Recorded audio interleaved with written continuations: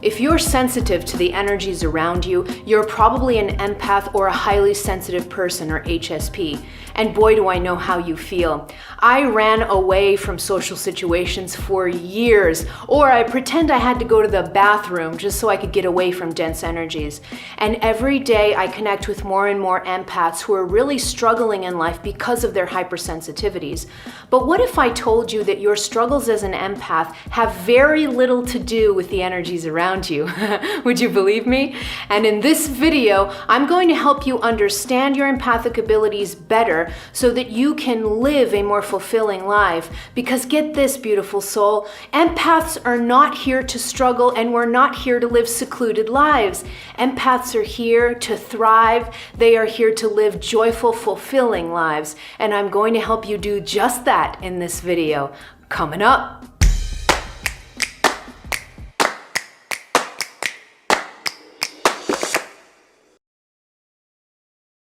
Hello, beautiful soul. This is Christina Lopes, the Heart Alchemist, here to help you open your heart, heal your past, and live with purpose.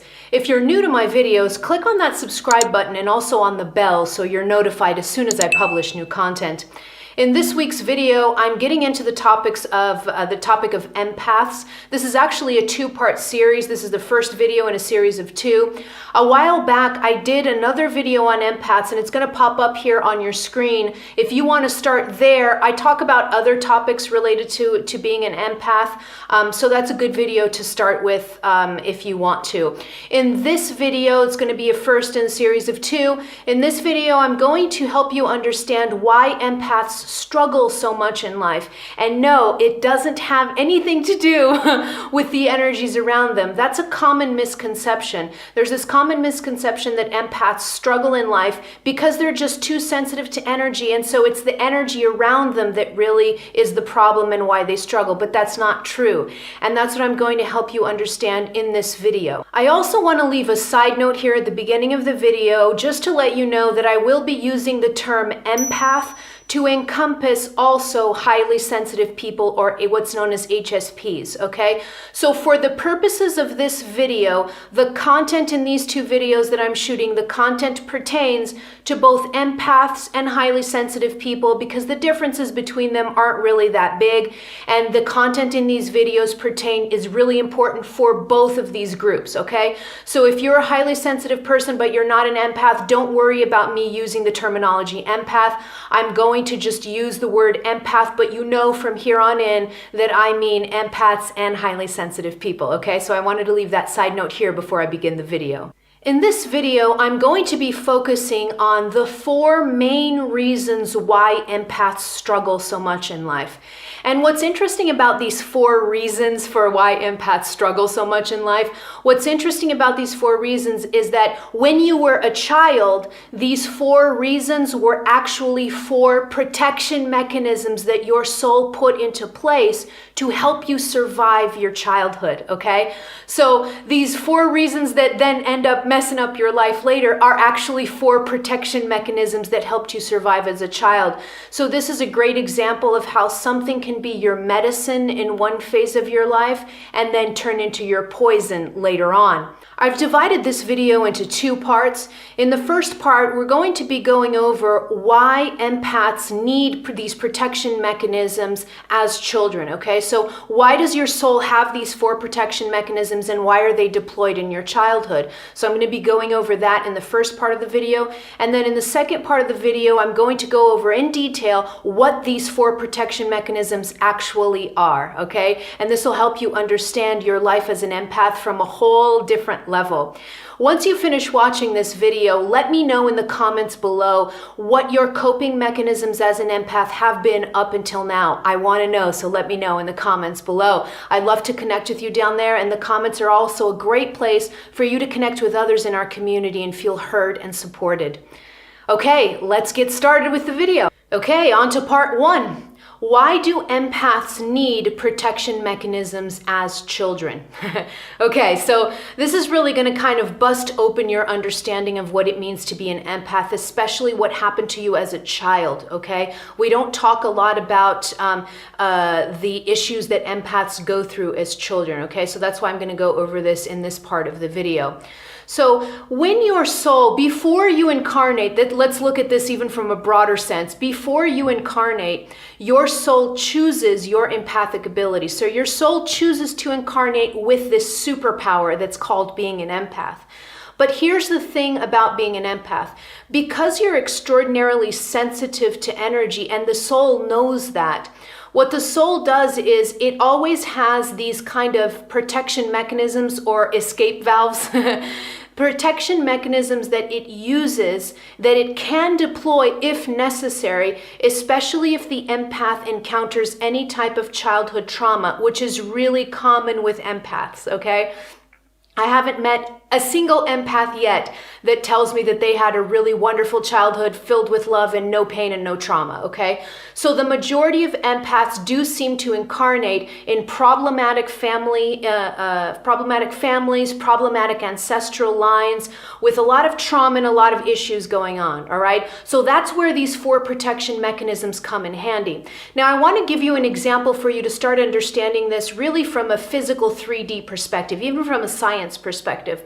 So there are a lot of studies that have been done on orphanages in Russia and in China, for example, where they've studied these orphanages and they have found that babies that are left in cribs in these orphanages, when they're left in cribs and they're not touched or nurtured, the babies can actually die. This has been reported scientifically in both orphanages in Russia and in China, and probably all over the world, really. And so this is an example for you to see how sensitive a child is in general, right? How sensitive a child is. But now I want you to take this example of a child actually probably having the risk of dying if they're not touched when they're babies. Now I want you to take this and compound it by 10 if you're an empath, okay? Because empathic children are exponentially more sensitive than non-empathic children, all right? So what happens is when you incarnate as an empath, you are at risk of actually not surviving childhood, especially if you have trauma or painful situations occurring in your family or in your wherever you're growing up. And so that's why the soul knows this in advance, and it has these protection mechanisms that it can deploy, because the soul is always checking in and seeing how you're doing in your physical body as a child. So the soul is kind of always checking in and seeing, how are you doing? How are you doing facing this trauma? Is your family situation really painful? Is your biological system going into overload? Okay? Your soul is always monitoring this. And so the protection mechanisms that I'm going to talk about in the second part of this video, they are really survival mechanisms, all right? Survival mechanisms that the spiritual quantum part of you knows because it's so wise, right? It knows that there are certain risks, especially in childhood. Your soul knows that there are certain risks when it chooses to incarnate as an empath, especially in your childhood. And so it always has these protection mechanisms that it can or not deploy depending on how you are dealing with the situations that you are facing, all right? So there's the reason why the soul has these protection mechanisms for you that it can or not deploy in your childhood. It's literally because you are so sensitive that as a child, there actually may be a risk of you not surviving childhood with your empathic abilities if these protection mechanisms weren't in place. All right, so there's the answer to that question. Now on to part number 2, and that is, what are these 4 protection mechanisms that I've been talking about for a while? Okay, so protection mechanism number 1 is premature ego formation. Okay, so this is one of 4 protection mechanisms that the soul can deploy or not. Not all of these protection mechanisms are deployed all at once, but I haven't met an empath yet who hasn't had these 4, all of them at once. Okay, so it's more common than not that these 4 protection mechanisms were probably at play in your life, especially if you had a painful childhood. So the first one is premature formation of the ego. Now, why is this considered? Why would I consider this a protection mechanism? The reason that this is a protection mechanism is because usually before the age of 7, children are feeling beings. They're not thinking beings. Okay? The ego is not formed yet. And what that means is that the child feels the world. It doesn't think the world. It doesn't know how to rationalize life. It doesn't know how to give meaning to certain situations. It just doesn't have the brain capacity yet, the thought processes yet, to give meaning to their experiences and be able to understand them on a mental level. So the premature ego formation, it may seem like, how can this be a protection mechanism? But it is, because when you know what the ego does, you understand how this is a protection mechanism. The ego basically gives you a sense of self that is separate from the outside world. So when you start to build an ego identity, your ego is telling you that you are separate from the outside world. Now, this is an illusion. When we grow up, we kind of know this is an illusion, right? Because there's really no hard limit or boundaries between me and the world, right? We're all one. It's all an intermingling. But the ego gives you the impression that you are this separate entity from the outside world. Now, look at how important this is for a child who is going through childhood trauma, for an empath who's going through childhood trauma. Because they're feeling all of these feelings, they have no idea what's happening. Maybe they're being emotionally abused. Maybe they're being sexually abused. Maybe they have narcissistic parents. We don't know. A ton of things could be going on. But because the child doesn't know how to understand or how to kind of think about the world, they are just kind of with this mishmash of feelings that are really uncomfortable and really painful. And so what the ego does is it comes online and it starts to give that child a sense of identity that's separate from their outside world. And this sense of identity is very protective. It calms the little empath down immediately because it gives the illusion that they do have some protection, that they are separate from the outside and that they can protect themselves from the outside world, okay? So premature ego formation is really common. It happened to me. So usually the ego will start forming around 7 years of age. It varies, but it's usually around 7. In my life, for instance, my ego was born at the age of 4 when I began to be sexually molested by a family member. And so that's really early for the ego to be formed. But I remember, I have a distinct memory of when my ego was formed, and I knew right away that it was for my protection. I could feel myself calming down as soon as that self-identity mechanism came online.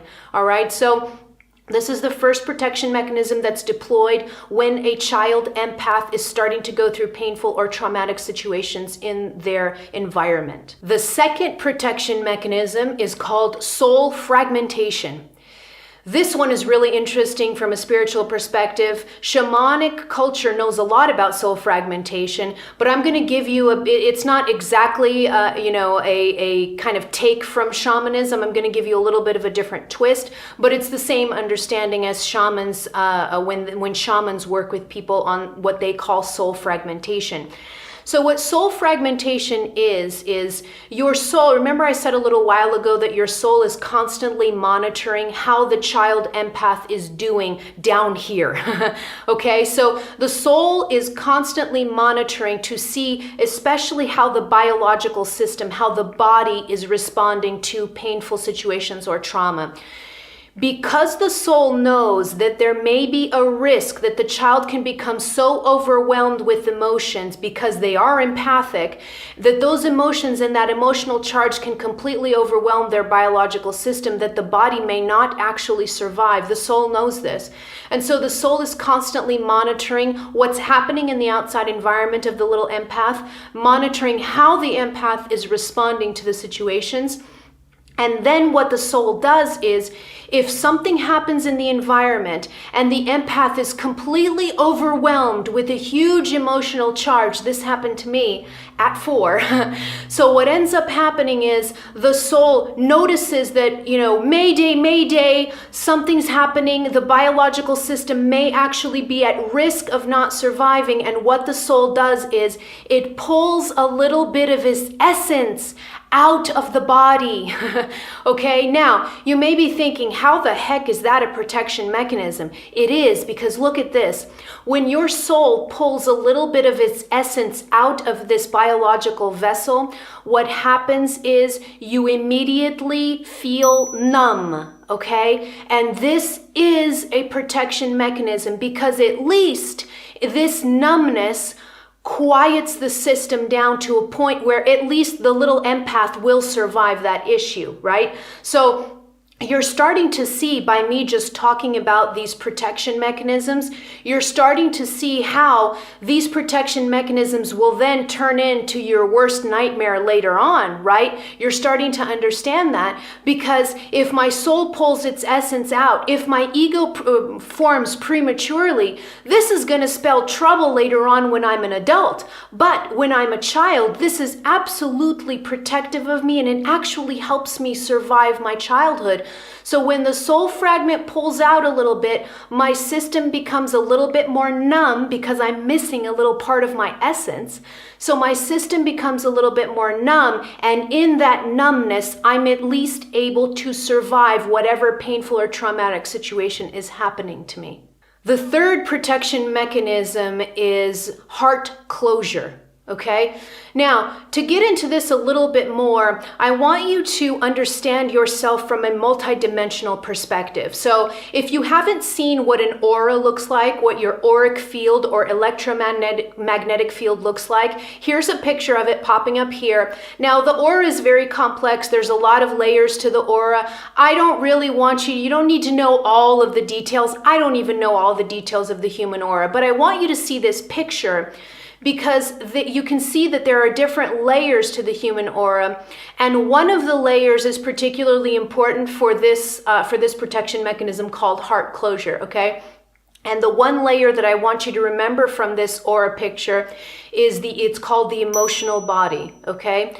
The emotional body is a really important aura layer because the emotional body is connected to your heart. It's literally connected to your heart. There's a little, high-speed connection into the heart center, okay? Your heart is the portal for emotions, for especially really intense emotions, okay? We feel a lot in our hearts, okay? So the heart is directly connected to the emotional body in the auric field.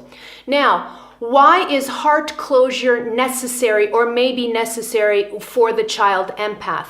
Precisely because the heart is connected to the emotional body, and it's in the emotional body that the formation of emotional charge starts, okay? So imagine this. If I'm being sexually abused, for instance, or if I'm being emotionally abused by a family member, if I have a narcissistic parent that's just abusing me and that's abandoning me and that's rejecting me, I will start to feel that'll form as an emotional charge in my auric field first, and then it'll immediately zip that information into the heart. Once it reaches the heart, then my entire body starts building the biochemistry that we call emotions, okay? And what are those emotions? They're going to be really intense emotions of grief, of abandonment, of sadness, of just all kinds of really intense emotions.